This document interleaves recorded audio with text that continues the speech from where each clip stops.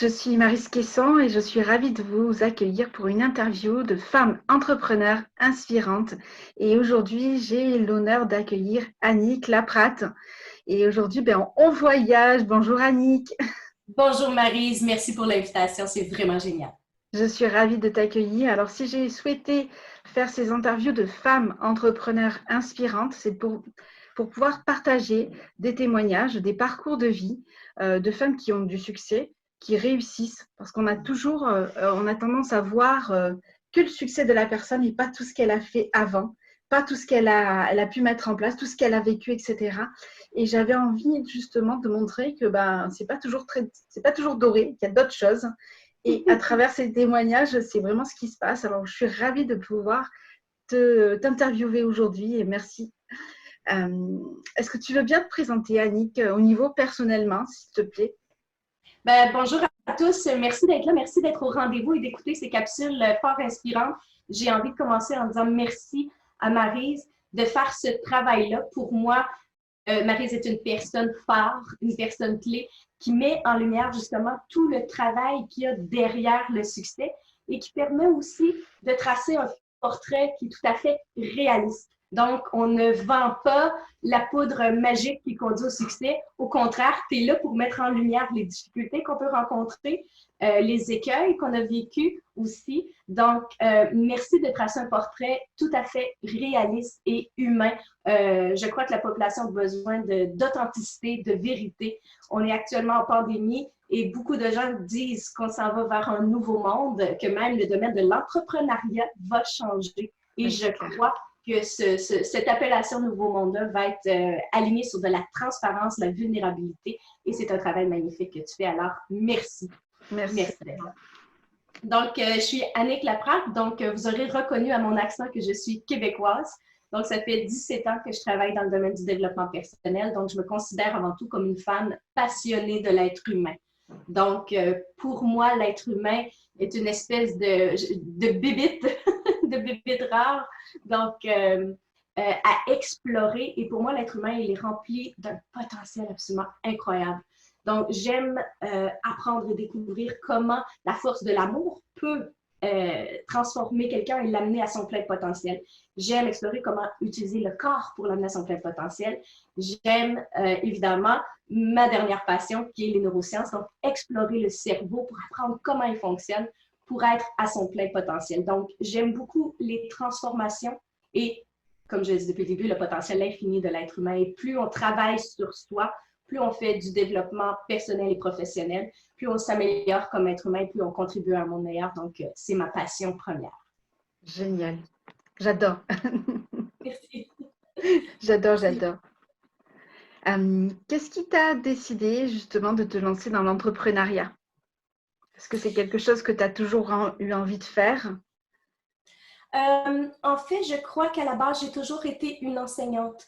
Donc, j'ai toujours aimé enseigner, que ce soit en salle de classe. Donc, j'étais professeure dans les écoles ici au Québec.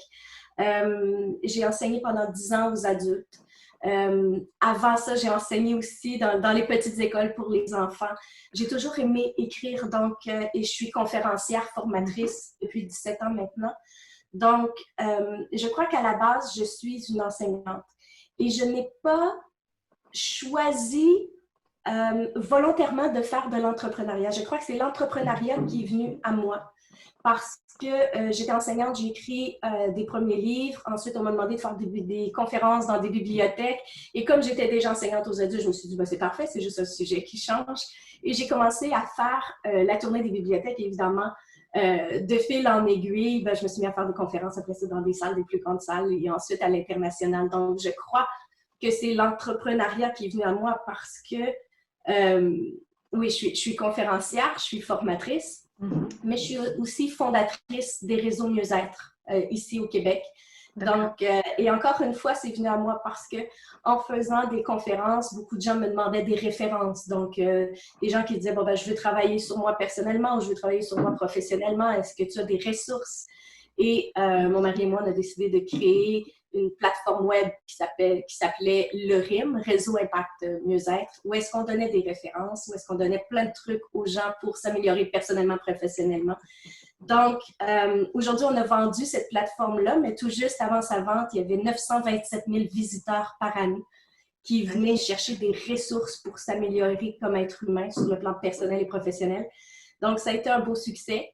Mais je ne me souviens pas m'être assis une journée et dire « Aujourd'hui, je deviens entrepreneur ». C'est vraiment en suivant le mouvement. Donc, j'ai décidé de faire des conférences. Les conférences ont décidé de m'amener en bibliothèque, m'ont amené dans des événements, m'ont amené en entreprise, m'ont amené... Et avec les commentaires des gens, j'ai fait « OK, parfait, il y a un besoin, je vais répondre à ce besoin-là ». Ouais. Et un jour, il y a quelqu'un qui m'a présenté comme une grande femme au Québec, entrepreneur et tout ça. Et j'ai dit « Ah bien oui, c'est en regardant en arrière. » J'ai dit « Ben oui, je suis devenue entrepreneur par la force des choses. » Oui. Mais je crois que c'est la vie qui m'a conduit. Je crois que j'ai cette faculté-là de pouvoir suivre le mouvement et de voir les besoins qui sont à l'extérieur et de voir si c'est aligné avec moi, avec ma mission de vie, avec ce que je veux être et ce que je veux investir aussi comme énergie et comme temps pour me réaliser professionnellement. Donc, et une fois que ce qui est aligné à l'intérieur de moi correspond à un besoin extérieur, alors je fonce, je donne tout ce que j'ai et je m'assure d'en faire un succès, donc du mieux possible avec les ressources que j'ai. Ouais, génial, super. La question que je vais te poser, c'est est-ce que ça a été facile? Est-ce que tu as rencontré des difficultés? Mais tellement de difficultés, mais tellement de difficultés. Écoute, je trouve ça extraordinaire comme question parce que la plupart des gens vont penser que ceux qui réussissent l'ont eu facilement. C'est ça. Mais en fait, c'est parsemé d'embûches et à tout moment et à tous les niveaux. Oui. Parce que, ne serait-ce que sur le point de vue de l'identité, parce qu'à partir du moment où, dans mon cas, j'étais enseignante, donc j'avais un salaire fixe, une sécurité d'emploi et tout, donc les gens apposent une étiquette. Donc, dans ta famille, parfait, tu es quelqu'un de rangé, de professionnel, et quand tu quittes ceci pour être conférencière, formatrice, entrepreneur, bon, réaliser tout plein de projets, les gens ne savent plus quelle étiquette tu portes et ça les met dans une insécurité. Et ils vont transposer leur insécurité sur nous. Donc, notre entourage, malgré un très grand amour pour nous, vont nous dire « Mais fais attention, c'est dangereux, tu vas perdre des sous, tu vas perdre ta famille, il faut travailler beaucoup plus fort. » Et il faut apprendre à accueillir la sécurité des autres, mais en leur disant, ben ça, c'est ta propre insécurité. En ce moment, ton insécurité me limite dans mon expansion, dans mes projets, dans ce qui m'appelle à l'intérieur de soi. Donc, déjà là, c'est un très grand défi parce que ce sont les personnes qu'on aime le plus qui vont être les premiers à mettre des barrières. Donc, et tout ceci va nous confronter à notre propre identité. Qui suis-je? Qu'est-ce que je veux? Qu'est-ce que je veux réaliser pour être bien moi? Et non pas correspondre à l'étiquette que les gens m'ont apposée. Donc, déjà là, c'est un premier défi. Ensuite, bien sûr, tu as tous les défis financiers. Vous savez, je vais vous donner un très bon exemple. En conférence, à un moment donné, dans une de mes conférences, je disais, vous savez, je raconte une anecdote et je dis, vous savez, je suis allée en Espagne interviewer une sommité dans son domaine. Et ça paraît toujours très bien dans un discours, hein, de dire, bon, j'ai quitté, je suis arrêtée à New York, ensuite j'ai pris l'avion, je suis allée en Espagne, j'ai interviewé les gens, je participais à un documentaire, je suis revenue, le documentaire a eu un très beau succès. Donc, pour les gens à l'extérieur, ça peut sembler très enviable comme situation, dire, wow.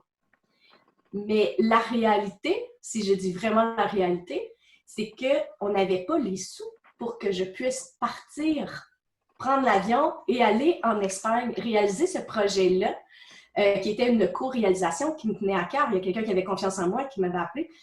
Et je n'osais pas dire que je n'avais pas les moyens financiers pour le faire. Ce que les gens ne savent pas, en fait, c'est que mon conjoint, mon mari, a vendu son... ici, on appelle ça un 4 roues au Québec, mais je crois que c'est un VTT, un véhicule tout-terrain. Donc, pour aller se promener dans les bois. Donc, il a vendu son véhicule tout-terrain, qui est environ 10 000 $. Et c'était sa passion à mon mari. C'était ce qui lui faisait du bien. Et il l'a vendu pour que je puisse avoir les sous pour prendre l'avion et réaliser ce projet-là. Ouais, et vous savez, la journée où il l'a vendu et que la personne est partie avec le VTT, le véhicule tout-terrain, mon mari pleurait. Et je vais toujours me rappeler cette journée-là où il était dehors dans les marches, assis sur les marches, puis il pleurait, puis je le voyais se sacrifier pour que je puisse réaliser ce rêve-là. Ça a été une journée extrêmement difficile, Donc, c'est pas toujours facile. Il y a des sacrifices énormes à faire. Donc, sur le plan d'identité, sur le plan financier aussi, faut faire des choix parfois déchirants pour pouvoir poursuivre ses rêves. Il y a la fatigue aussi à gérer parce que quand on investit dans un projet, une entreprise, on est passionné, on a l'élan, on croit en nos rêves et on investit énormément de temps soutenu par la passion. Mais à un moment donné, physiquement, on a besoin de repos et on a besoin d'équilibre. Et très rares sont les personnes, quand ils vont se lancer en entreprise, vont avoir cet équilibre-là de départ. Donc, à un moment donné, ils vont frapper le mur de la fatigue et ils doivent penser à eux. Ensuite, toute la partie du contrôle. Donc, beaucoup de personnes font l'erreur, dont moi, de vouloir tout contrôler. Au lieu de, dès le départ, s'entourer d'une équipe et dire, moi, ma force, c'est ça, c'est ce que je vais faire. Maintenant, dans l'entreprise, tous les autres tâches, ce ne sont pas mes forces. Donc, à qui je peux déléguer ces tâches-là? Puis, je vais les déléguer à des personnes de confiance qui sont passionnées par ces tâches-là. Donc, c'est avoir aussi la capacité de choisir les bonnes personnes. Oui. Donc, parce que moi, au début, je choisissais toutes les personnes qui voulaient aider, mais qui n'étaient pas nécessairement compétents dans ces tâches-là. Fait que je me suis ramassée avec des problèmes de gestion aussi. Donc, c'est difficile de faire des choix, de dire, bon, ben, quelle est la meilleure personne qui est compétente aussi et qui va pouvoir s'investir dans un certain équilibre pour contribuer à l'expansion de l'entreprise. Donc, mais il faut apprendre aussi à lâcher prise et à accepter que ça va fonctionner différemment. Parce que quand on a une idée en tête sur l'entreprise, on a le portrait global. Et quand on engage des gens, ils vont arriver avec d'autres idées et ça change le portrait. Et ça peut être très déstabilisant. Ça peut même créer des conflits internes, mais des conflits externes aussi. Donc, il faut travailler sur soi pour lâcher prise, faire confiance, accepter d'être amené ailleurs. Donc, tout ça, ce sont des embûches qui peuvent durer des semaines aussi, parfois des mois, parce qu'il faut travailler sur soi. Et le dernier point que j'ai envie d'aborder comme embûche, un des plus grands problèmes que j'ai eu à rencontrer, ça a été de défaire mes croyances sur le succès. Parce que vous savez, j'en ai pas parlé souvent de cet épisode-là de ma vie, mais je tiens quand même à le faire parce que vous savez, plusieurs personnes pensent que quand on se lance en affaires ou qu'on est entrepreneur et tout ça, qu'on va avoir la liberté. Ça peut être vrai, qu'on peut créer, qu'on peut gérer nos horaires, qu'on va faire de l'argent et que tout ça, on va avoir de la notoriété, du succès et que ce succès-là va nous rendre heureux. Okay? Quand on regarde des gens qui ont du succès, ben, ils ont l'air d'être libres, ils ont l'air de pouvoir faire ce qu'ils veulent, tout semble bien aller pour eux. Et on croit que si on suit le même chemin, on va être heureux. Ce que je vais vous dire peut sembler un cliché, mais dans mon cas, ça a été une vérité. Le succès ne m'a pas rendue heureuse. Au contraire, il m'a rendue tellement malheureuse. Tellement malheureuse. Et ça, j'ai besoin de le partager parce que il y a 3 ans maintenant, je vivais quand même un très grand succès ici au Québec, mais j'étais très vide à l'intérieur. Parce que pour vivre un réel succès, ça c'est important ce que je vais vous dire, alors écoutez bien, pour vivre un réel succès, vous devez d'abord créer votre identité vous-même. Une identité solide avec une estime de soi à la hausse, une confiance en soi. Où est-ce que vous allez avoir déterminé vos valeurs, vos besoins et vos limites.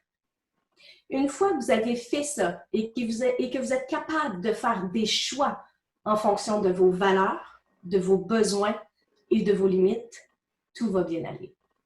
Parce que vous allez être solide intérieurement et ce qui va vous rendre heureux, c'est justement que vous allez faire des choix en harmonie et que peu importe ce qui se passe à l'extérieur, que ce soit un succès ou un échec, ça ne changera absolument rien à la personne que vous êtes.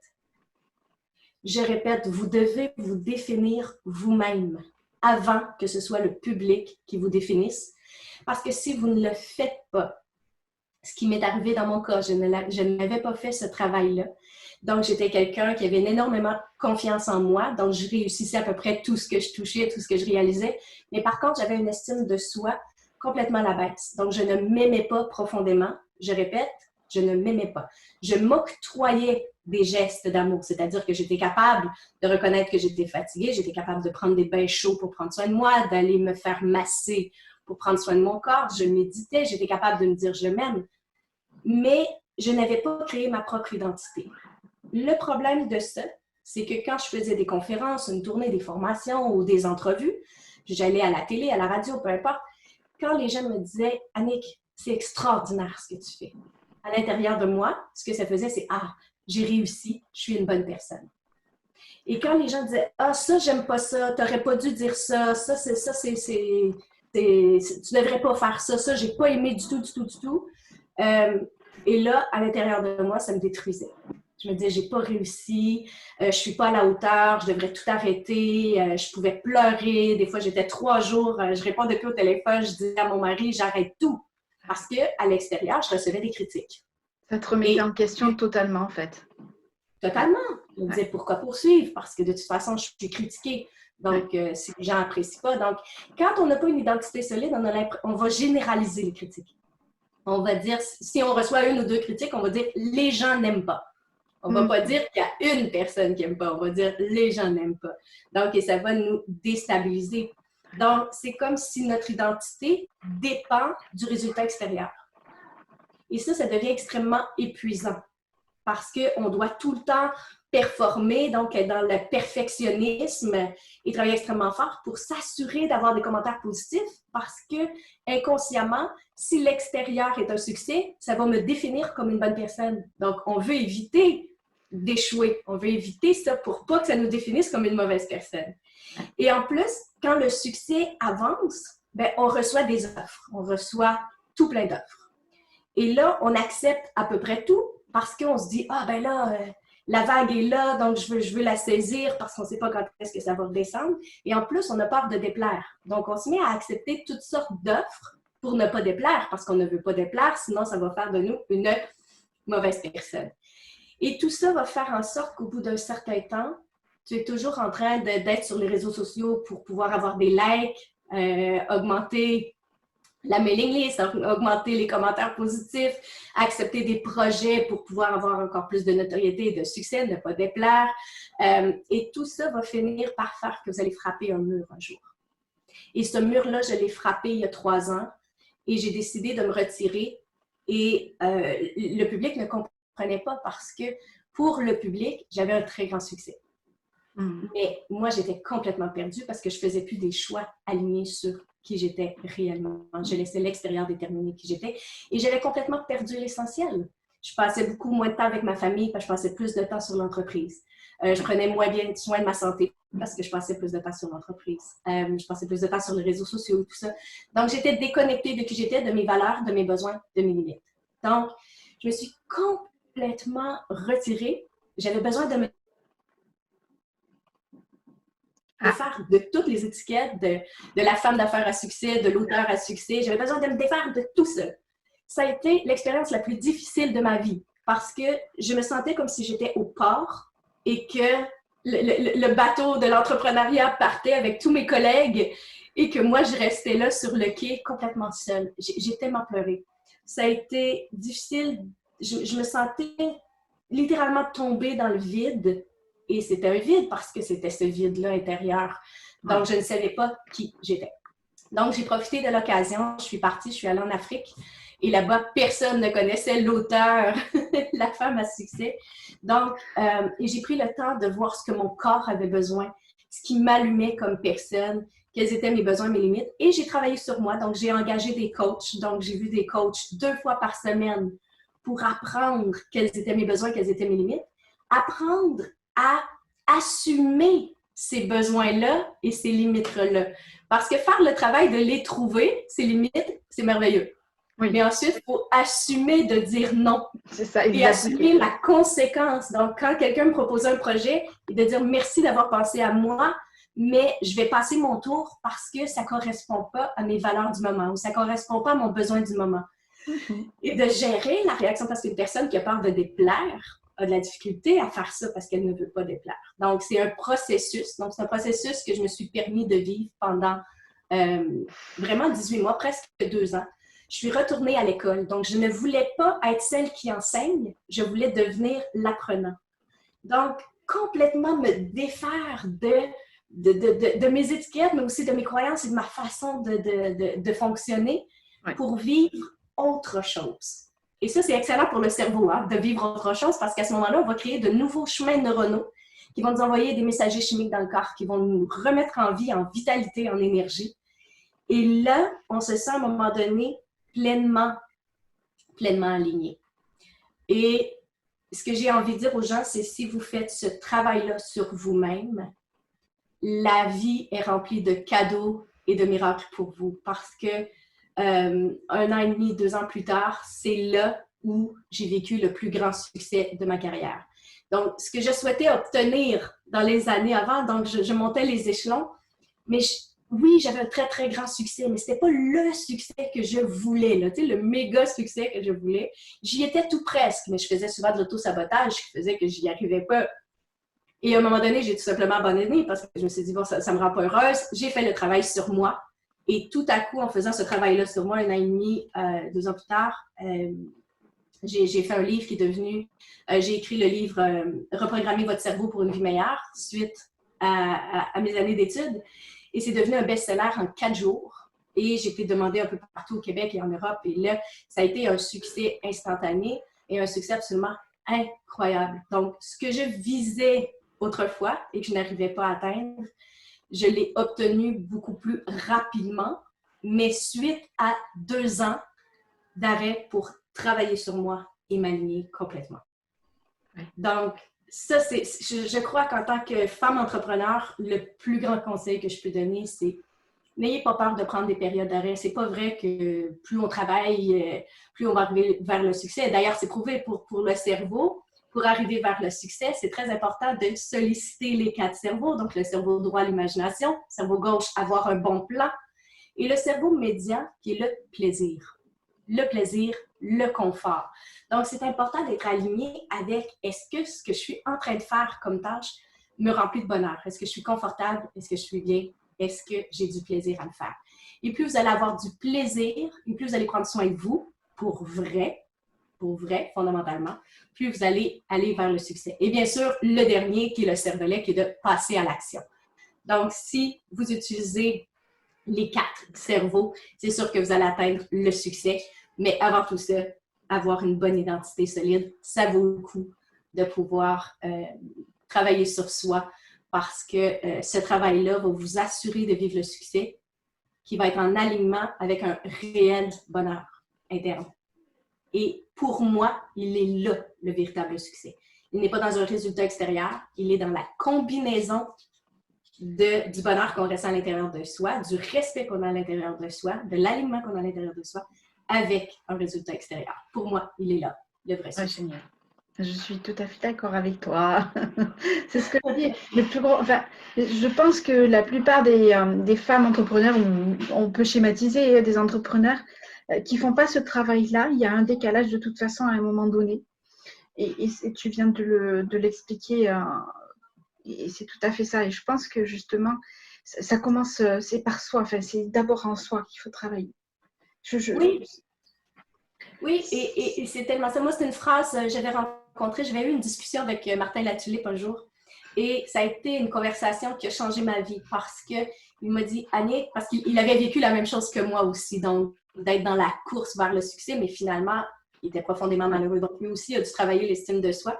Donc, ça a été un bon mentor pour moi à cette époque-là pour pouvoir me réaligner parce que, puisqu'il était en résonance avec ce que je vivais, il était passé par là aussi. Et la phrase qu'il m'a dit, que je vous partage aussi, j'espère qu'elle va vous aider autant que moi. Lui, ce qu'il faisait, c'est que quand quelqu'un lui disait « Wow, Martin, c'est extraordinaire ce que tu fais », intérieurement, il se disait « Merci », mais ça ne détermine pas qui je suis. Ça ne définit pas la personne que je suis. Donc, merci, mais mon succès ne définit pas qui je suis. Et il faisait la même chose quand quelqu'un lui disait « Martin, c'est horrible ce que tu as fait », intérieurement, il se disait merci à cette personne-là d'être assez honnête pour me partager son commentaire. mais ça ne définit pas qui je suis. Génial. Donc, le succès comme l'échec ne définit pas qui je suis. Ce qui nous définit en tant qu'être humain, ce sont nos valeurs, nos besoins, nos limites qu'on respecte, nos essentiels. Donc, et si, en poursuivant vos objectifs professionnels vers le succès, vous investissez aussi dans vos essentiels, et ça varie d'une personne à l'autre, mais ça, vos essentiels, c'est ce qui va vous suivre jusqu'à votre mort. Le professionnel va s'arrêter un jour ou l'autre. Vous allez prendre votre retraite. Il y en a d'autres qui vont dire non, non, c'est jusqu'à ma mort, et c'est parfait aussi. Mais pour moi, l'essentiel, c'est ce qui vous allume, c'est ce qui met de la lumière dans vos yeux, c'est ce qui vous maintient et c'est ce qui va vous suivre jusqu'à la fin. Donc, si vous investissez tout autant dans vos essentiels que dans les tâches à réaliser pour atteindre le succès, là, c'est le parfait équilibre pour être beaucoup plus heureux. Mais définissez vous-même qui vous êtes. Ne laissez pas les résultats extérieurs définir qui vous êtes, parce que des erreurs, vous allez en faire plein. Donc, si vous dites, mon Dieu, j'ai fait des erreurs, je suis nulle, vous n'irez pas très loin. Donc, vous dites, j'ai fait des erreurs, j'ai appris et je suis une personne compétente, je suis une personne capable, je suis une personne pleine de ressources, je suis une personne capable de rebondir.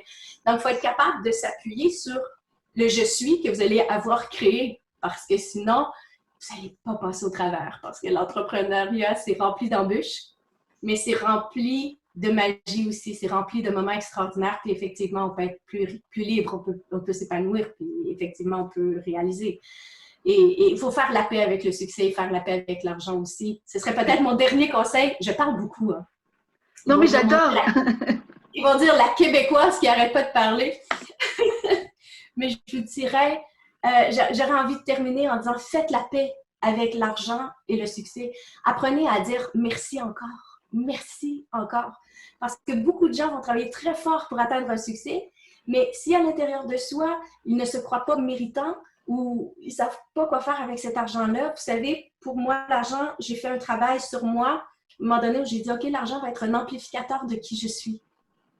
Donc, c'est pas l'argent parce que plusieurs ont des croyances, l'argent c'est mal, l'argent je veux perdre des amis, l'argent, bon, t'amène dans l'ego, l'argent, c'est de la foutaise. Ouais. C'est de la foutaise. L'argent est tout simplement un amplificateur de qui vous êtes. Donc, si à la base, vous êtes une excellente personne, tout à fait généreuse, dans le cœur, aimant, bien, l'argent va juste amplifier tout ça et vous allez pouvoir participer davantage à un mieux-être collectif. Donc, vous savez, moi, j'avais une croyance limitante par rapport à l'argent. Donc, j'avais un très grand succès, mais je n'avais pas les revenus financiers qui allaient avec. J'avais une hyper notoriété, mais un compte en banque complètement vide. Et j'ai dû faire ce travail-là de dire, ben, je mérite cet argent-là et je suis en paix avec cet argent-là. Et c'est quand j'ai fait ce travail-là sur moi que, justement, l'argent est entré. Et je suis très fière de dire que je vis très bien, que je gagne très bien ma vie. Et depuis que je gagne très bien ma vie, ben, toutes les années, je vais en Afrique. Je continue d'aller en Afrique et j'amène des groupes avec moi parce qu'on va faire de l'humanitaire. Donc, ouais, génial. J'aurais pas pu faire ça avant. Non. Mais là, j'utilise cet argent-là et je pars 10 jours avec des groupes puis on fait de l'humanitaire. Donc, ça amplifie mon côté généreux et tout ça. Donc, et je reviens au Québec et je suis fière de faire des ateliers qui sont payants et qui me permet ensuite de faire autre chose, de prendre soin de moi, de prendre soin de mes essentiels, de ma famille.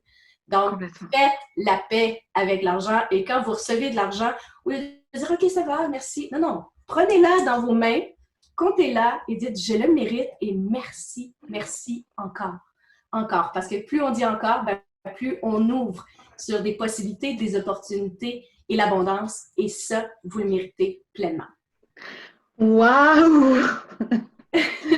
Merci! Merci encore!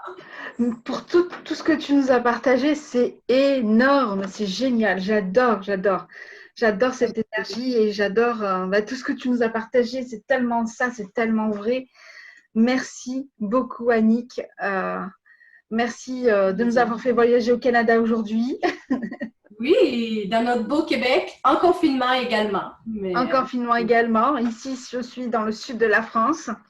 Merci pour tout ce que tu nous as partagé. C'était vraiment un réel plaisir de pouvoir t'interviewer et je t'en remercie mais beaucoup, beaucoup. Ça me fait un énorme plaisir. Merci à toi de partager ta lumière et de mettre de la lumière sur autant d'authenticité sur le parcours des femmes entrepreneurs. et au plaisir de se voir en personne. Donc, je serai à la Neuro Business School en février prochain, puisque on n'a pas pu être là cette année, dû à la COVID-19, mais on sera là en février prochain, donc ça va me faire plaisir de te rencontrer et de te serrer la main en personne. Ah oui, oui, on se fera un big hug. Oui, on va pouvoir enfin avoir des contacts humains. C'est clair. Voilà, c'était l'interview de Femmes Inspirantes, Femmes Entrepreneurs Inspirantes, Annick Laprate. Je vous remercie. Je vous dis à très très vite pour une autre interview. C'était Maryse Caisson. Au revoir. Au revoir.